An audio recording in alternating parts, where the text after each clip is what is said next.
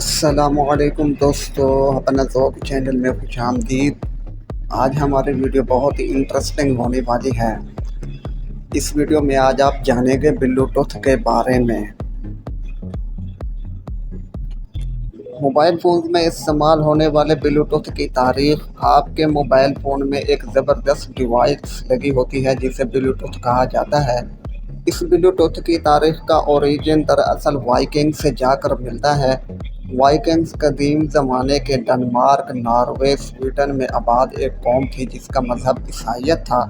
اس Bluetooth کو جو علامت دی گئی ہے یہ وائکنگ زبان کے دو الفاظ کا مجموعہ ہے۔ 10ویں صدی عیسوی میں ایک وائکنگ بادشاہ نے ڈنمارک اور ناروے کو متحد کیا تھا۔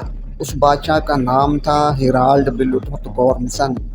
چونکہ اس بادشاہ نے دو ممالک کو کنیکٹ کیا تھا، اسی لیے اس موبائل ڈیوائس کو بھی بلوٹوتھ کہا گیا، کیونکہ یہ بھی دو موبائل ڈیوائسز کو کنیکٹ کرتی ہے۔ آئیے اب ذرا اس بادشاہ کے بارے میں تھوڑا سا مزید جان لیتے ہیں۔ اصل نام ہیرالڈ بلوٹوتھ گورمسن تھا۔ اس کے باپ کا نام کنگ گورم دی اولڈ تھا اور تھیرا ڈینیبورڈ اس کی ماں کا نام تھا۔ ہیرالڈ بلوٹوتھ گورمسن کو 911 عیسوی میں پیدا ہوا۔ 985 میں اس نے وفات پائی۔ ہیرالڈ نے عیسوی سال 958 سے 985 تک ڈنمارک کے بادشاہ کے طور پر حکومت کی۔ ہیرالڈ نے عیسائیت کو ڈنمارک میں متعارف کرایا اور زیادہ تر جٹ لینڈ اور زی لینڈ پر اپنی حکمرانی کو مضبوط کیا۔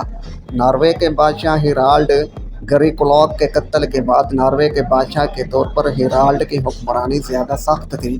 غالباً یہ 970 کی دہائی میں چند سال سے زیادہ نہیں رہی۔